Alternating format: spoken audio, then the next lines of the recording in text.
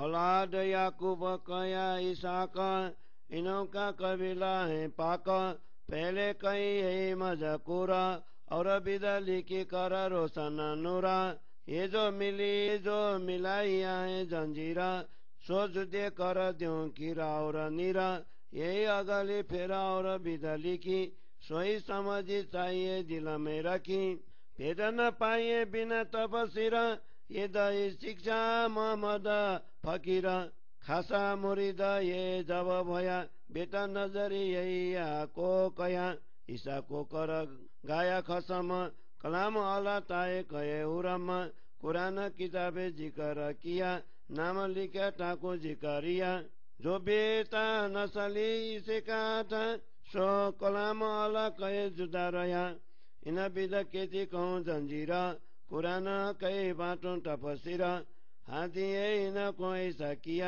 फर्जंद मेरे मुर्दा लिया हाथी इनको ऐसा किया फर्जंद मेरे मुर्दा लिया है परवर दिगार मेरे कबूल हुआ रजामंदी तेरे अब लकौला इनके बेसका जिन में राजी होवे हक पीछे इसके सेजदे सिरा दुआ करे जारी कर कर करम खुदाए का साहेब सेजदे पहुंचा कौलम वायदे इन समय सब कबूल करे यह दुआ दिल सारी धरे खुश खबरी तो है जिक्रिया देता हो मैं यूं कर कया ये बेटा तुझे बकसिया कया नाम उसका यही पैदा किया यही को देख आगू वो मैं नाम एक बिचल्याए दादल मिसल पाट बुजरा की नाम नकल आगू इसके ऐसा नहीं नाम नाम पक इसके कोई काम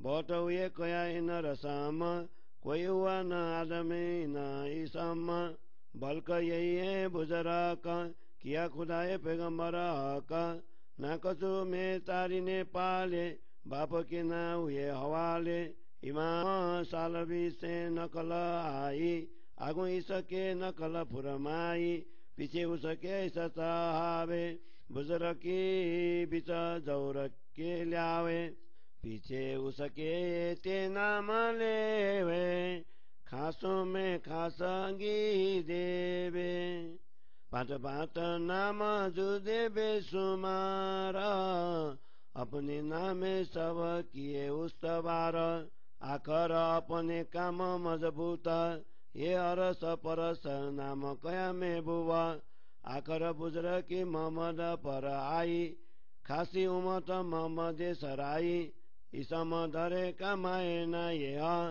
ऐसी सभी कोई और न देह इस वास्ते ऐसा कया गुना कष्ट कोई जाहिर न भया हो साहेब मेरे जिक्रिया के वे मेरे फर्जंद क्यों ऐसा होवे मेरी औरत है इन हाली सो तो नहीं जनने वाली अब मैं पहुंचा हूँ मेरा येती बुजुर्ग की पाइए इन सेती न कसु येती थी खबर न दे सतलई ची दिलादार मोए गरीबी और नातबान ये बड़ा ये आपस हुए पहचान जो मेरी चाहे विलन न करने जो कुदरत उठाए कहे फिरस्ते खुदाए के हुकुमा ये जिक्रिया कया जो तुम ये बात यूं ही कर बुढ़ापा नाट वाली कहे ये बात यूं ही कर है बुढ़ापा नाट बानी कहे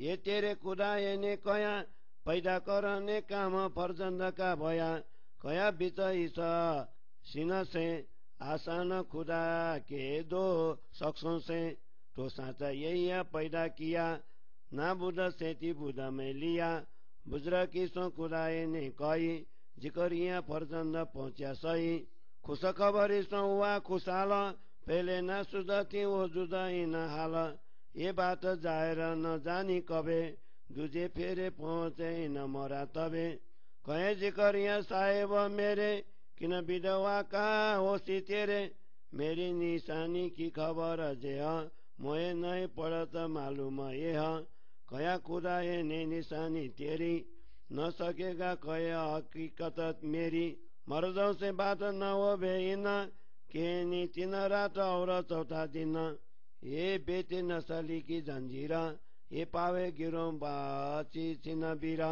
लैलत कदर के 3 तकरार दिन फजर का खबरदार ये क्या जाने फरजंद पैगम्बरी ये किताब दिया यही या नजरी ये किताब दिया यही या नजरी ये बेटे नसली की जंजीरा न पावे गिरो बची की न बीरा लैलत कदर के 3 तकरार दिन फजर का खबरदार ये क्या जाने फरजंद पैगम्बरी ये किताब दिया यही या नजरी ये किताब दिया यही या नजरी चौपाई 27 प्रकरण 14 चौपाई 411। बोलो श्री प्राणनाथ प्यारे की जय।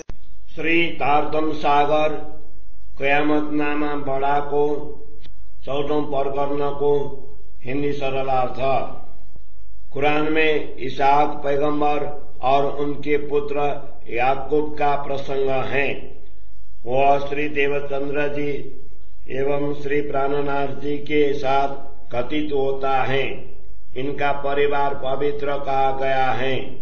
इससे पूर्व प्रकरण में भी इसी प्रकार का कथानक बताया गया। उस बात की पुष्टि के लिए यहाँ पर दूसरे प्रसंग का उल्लेख करते हैं। इस प्रकार कुरान के अलग अलग कथानकों की कड़ियां मिलाई जा रही हैं। उसका तात्पर्य सत्य और असत्य को अर्थात माया और ब्रह्म को अलग अलग रूप में स्पष्ट करना है। पहले जो प्रसंग कहा है उसी को पुष्ट करने के लिए यहाँ दूसरे प्रकार से कहा जा रहा है, जिसे भलीभांति समझकर हृदय में रखना चाहिए। स्पष्टीकरण किए बिना इन कथानकों का रहस्य समझा नहीं जा सकता। यह स्पष्टीकरण शिक्षा इमाम महदी ने किया है। जब वे श्री देवचंद्र जी के प्रमुख शिष्य बने तब उन्होंने इनको अपने मानस पुत्र के स्वरूप में स्वीकार किया। कुरान के प्रसंग में इनको याहिया कहा है। याहिया पैगंबर ने ईसा को खुदा के समान मानकर उनकी महिमा गाई है। कुरान में ईसा को खुदा की अंगना कहा है। वहाँ पर इस प्रकार उल्लेख है कि ईसा पैगंबर ने खुदा से बार बार जिक्र किया, इसीलिए उनके बेटे का नाम जिकरिया पड़ गया। कुरान में यह भी कहा है कि ईसा रूह अल्लाह का औरस पुत्र उनके अलग स्वभाव का था। इधर श्री देवचंद्र जी के औरस पुत्र श्री बिहारी जी भी अलग प्रकृति के थे। इस प्रकार कुरान में ऐसी अनेक कड़ियां हैं, उनका वर्णन कहाँ तक करें।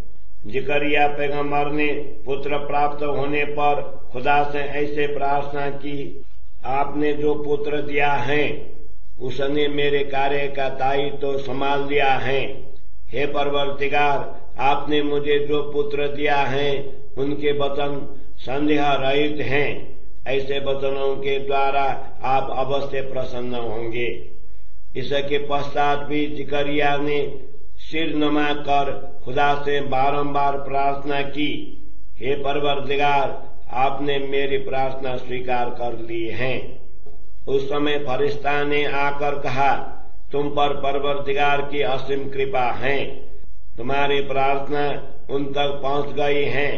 उन्होंने तुम्हारी प्रार्थना को स्वीकार कर उसे अपने हृदय में धारण कर लिया है। हे जिकरिया, मैं तुमको शुभ समाचार देता हूँ, खुदा ने तुमको पुत्र दे दिया है। उन्होंने तुम्हें जो पुत्र दिया है उसका नाम याहिया है। उस समय खुदा ने कहा, देखो तुमने याहिया नामक पुत्र प्राप्त किया है। भविष्य में इसका और मेरा नाम एक ही होगा। जादल मिस्ला नामक पुस्तक में लिखा है कि याहिया की महिमा भी खुदा के अनुरूप ही होंगी। पूर्व काल में भी इस जगत में इस नाम के कोई व्यक्ति नहीं हुए हैं और न ही इनके अनुरूप कोई कार्य किसी ने किया है। यद्यपि खुदा का पैगाम देने वाले अनेक पैगंबर हुए, किंतु इस प्रकार के नाम वाला व्यक्ति अभी तक कोई भी नहीं हुआ है। विशेष रूप में यही महान है। स्वयं खुदा ने इनको अपना पैगाम देने वाला पैगंबर बनाया है। न इनको उनकी माता ने पालन पोषण किया और न ही वे पिता के संरक्षण में रहे। इमाम सालुई नामक पुस्तक में यह प्रसंग उसी की नकल के रूप में उल्लेखित है।